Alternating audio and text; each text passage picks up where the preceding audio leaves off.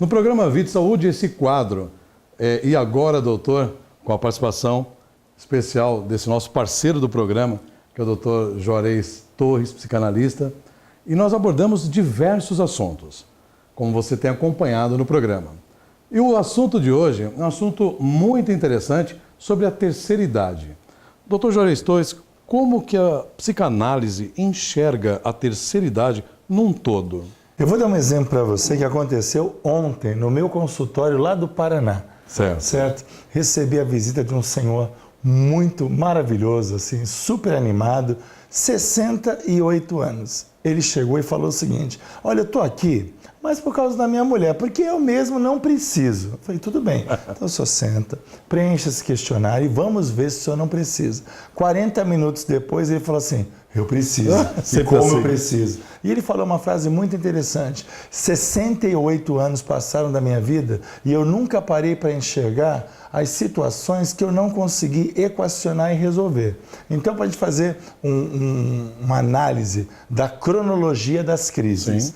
A primeira grande crise é aos 40 anos, que é a análise dos aspectos positivos e negativos da vida da pessoa. Aos 50 é a segunda grande crise, mas aí aos 50 é a análise dos últimos 10 anos.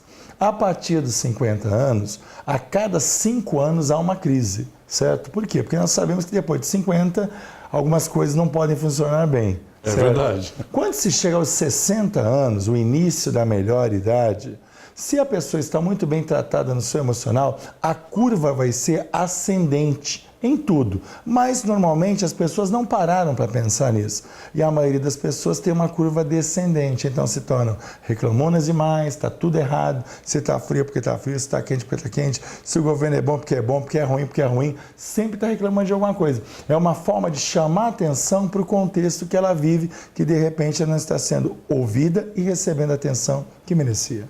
É verdade, porque tem pessoas, inclusive na terceira idade, que até ficam mais cansadas, que começam a ter visões, que começam a achar que são loucas.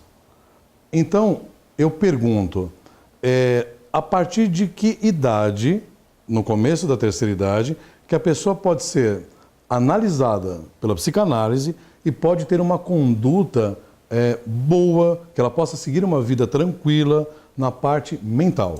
Então, o quanto antes é melhor.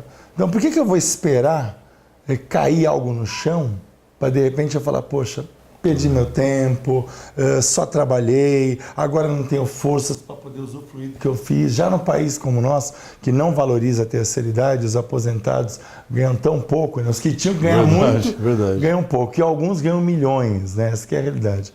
Então acontece, idade ideal, o quanto antes. Idade máxima para a gente poder começar um tratamento assim, para projetar uma terceira idade boa, aos 50 anos. Já saiu da crise dos 40, chegou aos 50, agora vai caminhar para essa reta final, que não sabe quando é que vai acabar a vida. Então, vamos começar a trabalhar agora. Eu tenho 60, 62, vale a pena?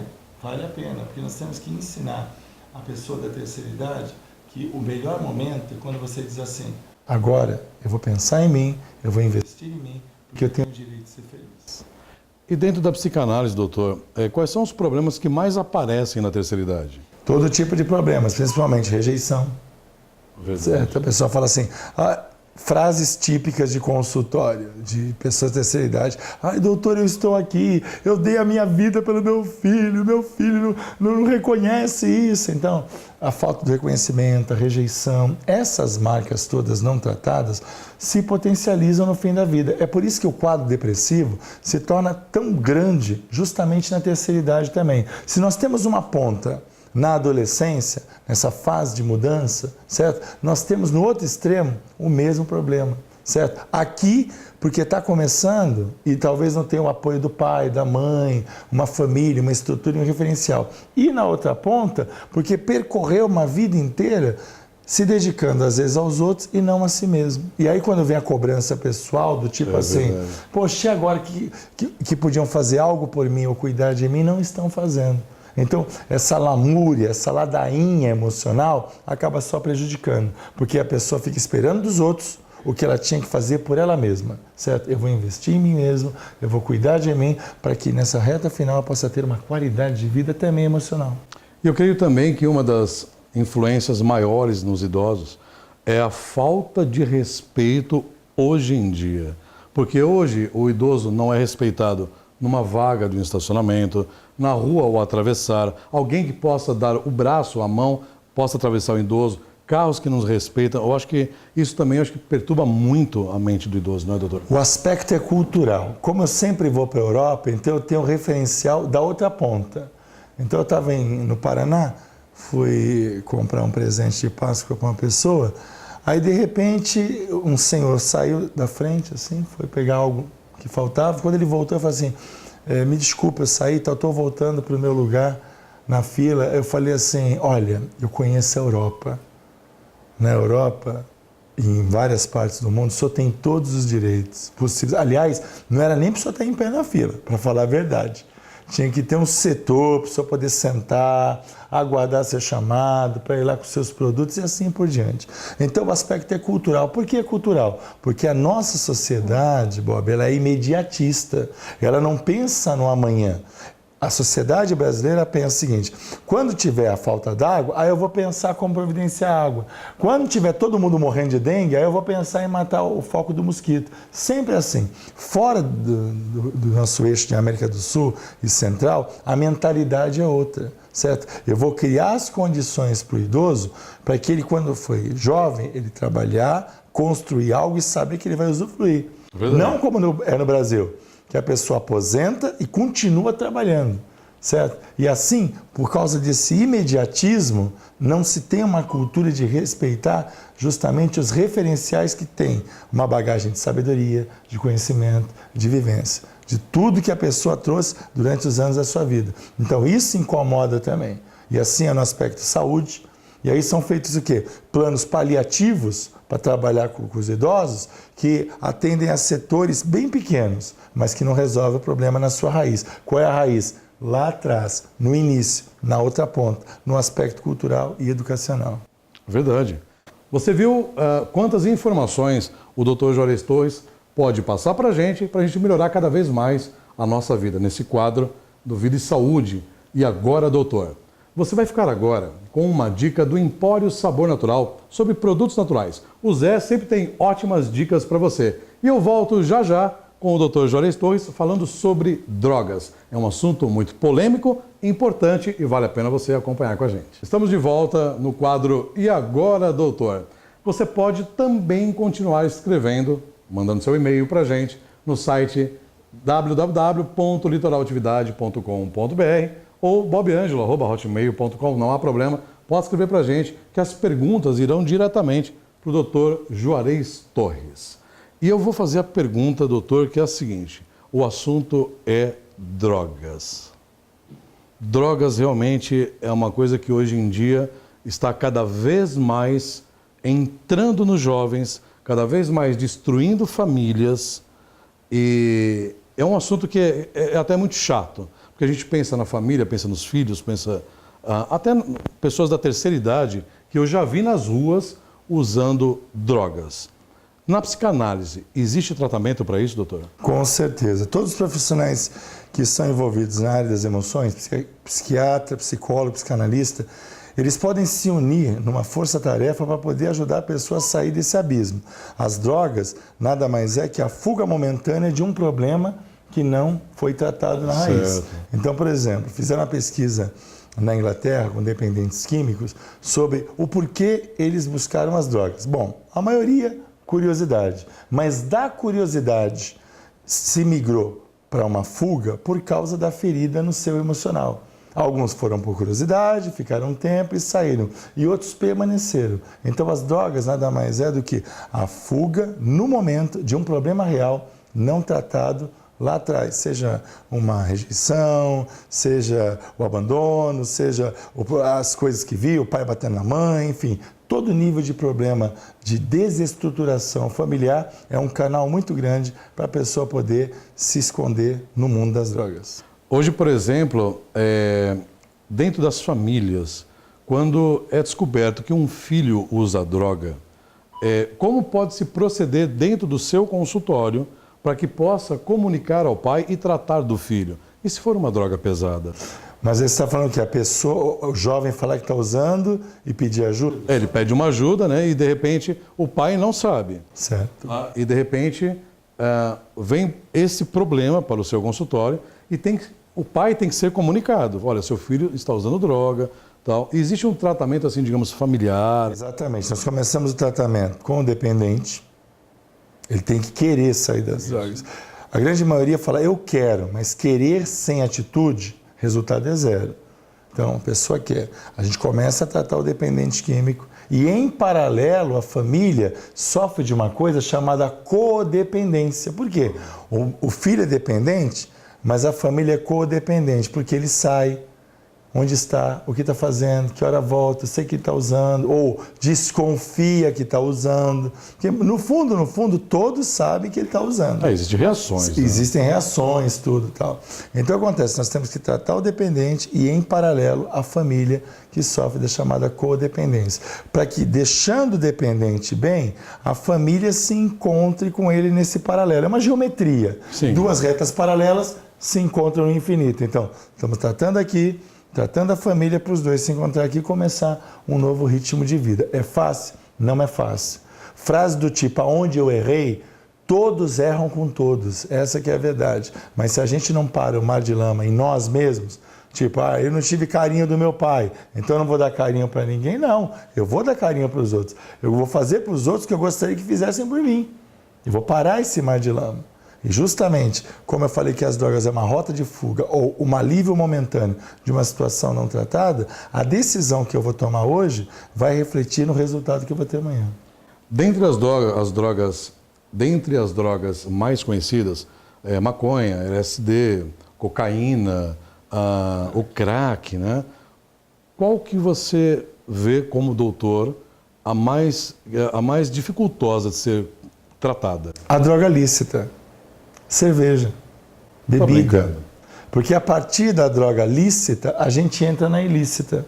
É uma ponte de ligação. Isso bem comprovado por pesquisa. Então, hoje, a idade que o pessoal começa a beber assim, na minha época, para começar a beber Nossa. Deixa essa parte para lá, deixa eu falar essa parte. Na nossa época, para começar a beber ainda escondido, 17 anos, 18 anos. Para depois pedir para o pai. Exatamente. Né? Hoje em dia a gente já pode falar... 12 anos. 12 anos, 11 anos. Entendeu? Vai, por exemplo, infelizmente. Pai, tô indo para o cinema e já para tal e dá um jeitinho de comprar uma Coca-Cola, uma vodka, um refrigerante, faz a sua mistura e começa a beber. Então vamos tratar a droga lícita. As balinhas. Exatamente. A partir da lícita a gente entra na ilícita. Então, bebeu, tal, experimenta aí, vai só uma vez, vai um cigarrinho, isso aí é legal, depois vai dar uma fome, vai dar uma larica, beleza. E aí começa a ponte de ligação. Essa fuga do mundo real, certo? A gente podia pegar uma outra ponte de uma coisa que é uma droga. Agora você vai se assustar com o que eu vou falar. Eu imagino. Videogame. Ridículo, é uma droga. Acho. Por quê? Porque a pessoa não se resolve no mundo real, mas ela quer ser um personagem no virtual. No virtual. Então ela cria o personagem, no mundo virtual tem um nome, é guerreiro tal, guerreira tal, seja o que for.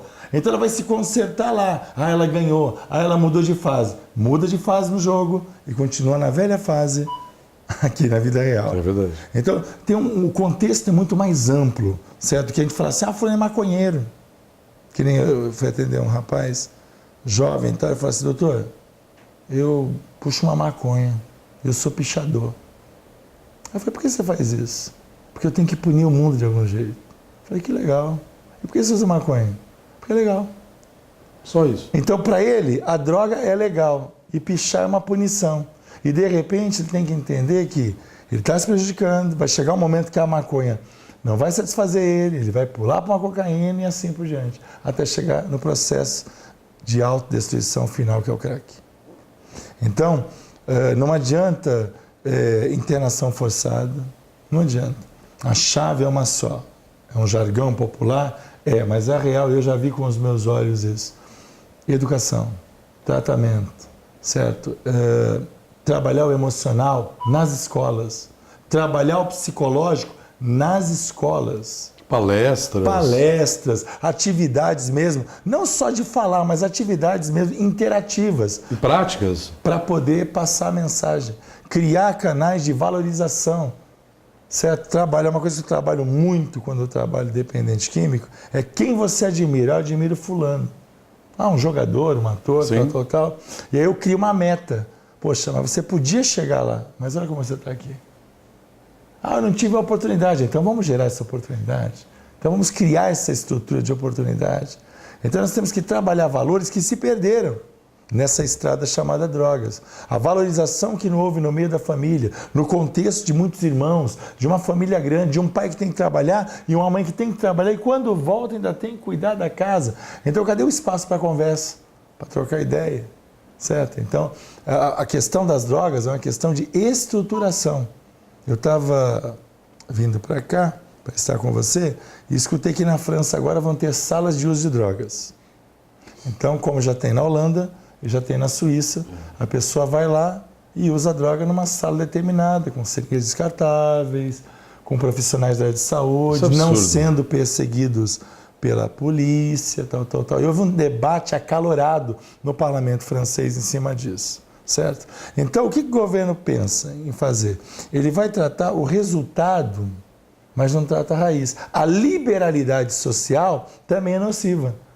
Você pode ver que é primeiro mundo. Né? Nós somos 10º mundo, o Brasil é 20º mundo. Está nas letras. Entendeu? Está ali nos números. Até a liberalidade não estruturada gera isso. Então, eu vou criar uma sala para ele usar droga, para preservar a vida dele, para usar uma seringa descartável. Mas é a outra ponta. É justamente, se a gente pegar o aspecto da comunicação, do que a gente vê na televisão, a televisão incentiva isso, direto. Então o camarada fala, esse personagem aí, ele tá revoltado, tá usando uma droga, tá dando um tirinho. Vou dar um tirinho também. Um tirinho, faz uma cópia. Exatamente. Ele cria essa sinergia com alguém, um personagem de um filme, de alguma coisa, para dizer, eu preciso disso. E depois ele entra num emaranhado que não consegue sair mais. Esse é um assunto que realmente tem muito para a gente conversar e você também pode continuar escrevendo para a gente, dizendo sobre qual o assunto que você quer que o Dr. Juarez Torres possa abordar e tirar a sua dúvida. Mas eu quero que o Dr. Juarez deixe uma frase para você que tem a tua família estruturada, para que seu filho não entre nas drogas, para que você sempre caminhe, principalmente com Deus em primeiro lugar, e que você tenha a felicidade que você merece. Eu tenho certeza que a palavra final que ele vai deixar para você vai te impressionar. A palavra é tua. Bom, a palavra é uma só. Nós somos hoje o que decidimos ontem e seremos amanhã o que decidimos hoje. Então decida hoje mudar o rumo do seu relacionamento familiar. Você pai, você mãe, para um pouquinho. Desliga essa bendita televisão. Não no programa do Bob. Certo? Vê o programa e desliga os outros. Certo? Sabe, se liberte dessa vida que se tornou uma Babilônia, literalmente. Ouve individualmente, interage com os filhos. Saiba que cada filho tem uma personalidade diferente. Eu tenho 3 filhos, cada um dos meus filhos tem uma personalidade diferente. E eu tenho que dar um tempo de qualidade para cada um deles, não esquecendo da minha esposa também, a doutora Cintia. Né? Então eu preciso que você entenda que para que a gente possa proteger, nós temos que criar canais abertos de diálogo, de demonstrações físicas de carinho. Mas eu não tive, eu já falei para você, você não teve? Pare o mar de lama hoje. Porque depois, se você não mudar isso na sua vida hoje, você vai chorar mais adiante e talvez você não tenha ninguém para apoiar você. E como eu já vi alguns casos, Bob, de pessoas que ao descobrir que o filho estava no mundo das drogas, a decepção foi tão grande que os pais acabaram usando droga também. Então, histórias trágicas, terríveis, muitas são elas, e eu não quero que você se torne mais uma história de tragédia ou tristeza. Então, a mudança está em você. Você já viveu mais do que o seu filho e sua filha. Então, muda o ritmo mesmo, abrace, esteja junto, potencialize, valorize pequenas e grandes conquistas, para que realmente a família e o lar seja refúgio. Nossa casa tem que ser o quartel-general, um lugar onde nossa família, ao sair no dia a dia para trabalhar, para estudar, quer voltar imediatamente para ser protegido naquele núcleo familiar. Dr. Juarez Torres fala com propriedade, porque ele estuda todos os dias, ele se preocupa com você. E é claro que nós vamos deixar o endereço da Clínica Livre Arbítrio, do Dr. Juarez Torres, para que ele também possa entrar na sua vida e te ajudar, se você realmente estiver precisando e ciente que quer ajuda. Doutor, qual o endereço e o telefone? Bom, em Santos, na rua Nabuco de Araújo, 303, o telefone é o 3014-0756. Você liga, agenda a sua consulta e vai ser um prazer ajudar você. Eu não acredito em terapia de longo prazo e você vai ter o resultado que você espera, com certeza. E no Sul, qual o endereço? No Sul é na Avenida Higienópolis, número 1505, em Londrina, Paraná. Você também pode ligar para o 3014-0756 e aí nós vamos estar agendando também lá em Londrina. Uma vez por mês eu vou para lá e temos ajudado muitas pessoas também. Talvez você conheça pessoas ali no entorno de Londrina que vão ter acesso ao tratamento na nossa clínica Renovo. Lá é a Clínica Renovo e aqui é a Clínica Livre Arbítrio. A escolha é sua. Perfeito. Tá aí, Dr. Juarez Torres. É só você, pode entrar no Facebook, no YouTube ou no site. É só colocar no Google Juarez Torres. Você vai conhecer mais ainda sobre o Dr. Juarez Torres, psicanalista. Até o próximo programa, se Deus quiser.